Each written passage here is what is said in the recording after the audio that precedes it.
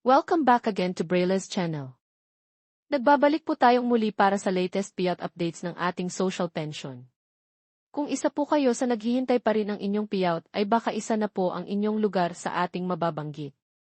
May naglabas po ng payout para sa first semester ng taon amounting to 6,000 pesos at meron din na para sa second quarter ng taon which is 3,000 pesos at ang nakatakdang validation interview sa lahat ng bedridden pensioners sa isang NCR. Kung saan at kailan ang nasabing payout ay yan po ang ating ibabahagi ngayon. But before po tayo mag-start sa ating topic, kung bago ka pa lang sa aking channel, please do kindly subscribe.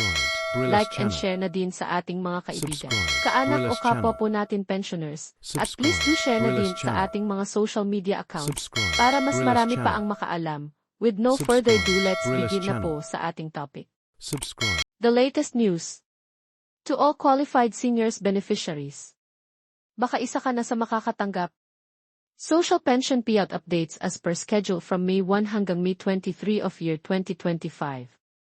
6,000 pesos for first semester ng taon, 3,000 pesos for second quarter ng taon at ang nakatakdang validation interview procedure sa lahat ng mga bedridden pensioners.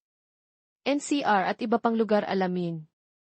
Narito na po ang latest payout updates natin ng ating social pension as of this date para sa first semester at second quarter payout ng iba't ibang lugar at ang nakatakdang validation interview sa isang lungsod sa NCR.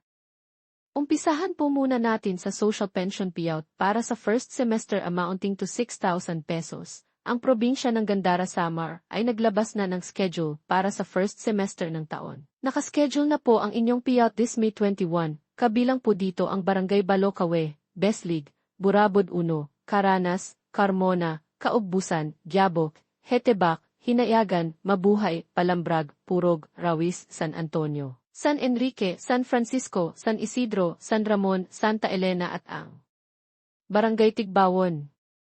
Sa hapon naman nakaschedule ang Barangay Buaw, Canhumawid, Elcano, Hampton, Himamaloto, Macugo, Nalihugan, Pinaplata, Rizal, San Jose, Sidmon at Barangay Tawiran.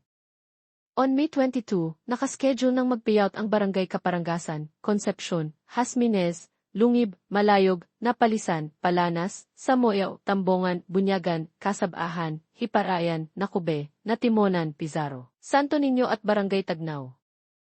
On May 23 naman nakaschedule mag-payout ang Barangay Arong, Bangahon, Kalirocan, Kasandig, Diaz, Gerali, Jeriganan, Hinugakan, Marcos, Pologon, San Agustin, San Miguel, San Pelayo at ang Barangay Villalona. At sa hapon na nakaschedule ang Barangay Adela Heights, Burabod 2, 14 de Agosto, Dumaloong, Minda at ang Barangay Ingoso. Next schedule ay sa probinsya ng Barangay San Roque, Kidapawan City. Nakaschedule na po ang inyong payout this May 6 na mag-start ng 8 to 12 ng tanghali. Next ay sa probinsya ng Barangay Tinago, Siquijor. Nakaschedule na po ang inyong payout this May 5 na gaganapin sa Kang-Alwang Manpower Development Center na mag-start ng 9:30 ng umaga. Next ay sa probinsya ng Barangay Santa Maria, Zamboanga City. Nakaschedule na po ang inyong payout. This May 6 na gaganapin sa Girl Scout Function Hall na mag-start ng 8:30 hanggang 2:30 ng hapon. Ang sumunod ay sa probinsya ng Barangay Castillejos, Zambales. Nakaschedule na po ang inyong payout this May 1 na gaganapin sa Barangay San Pablo Covered Court.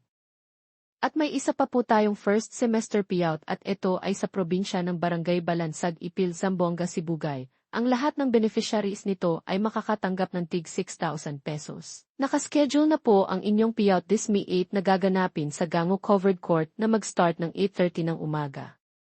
Samantala ang lungsod ng Pasig City ng National Capital Region ay naglabas na ng kanilang validation verification process para sa lahat ng mga bedridden social pensioners para sa linggong ito at maging ang mga persons with disabilities beneficiaries.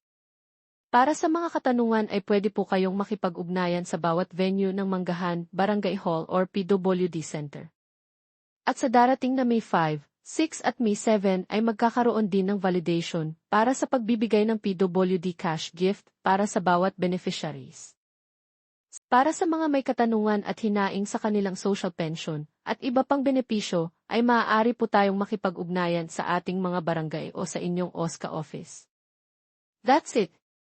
Sa ngayon ay ito pa lamang ang mga naglabas ng kanilang payout schedule as of this date. Manatili po kayong nakatutok sa aking channel para sa mga latest payout updates at iba pang informative videos na para po sa inyo. Marami pong salamat and God bless po sa lahat.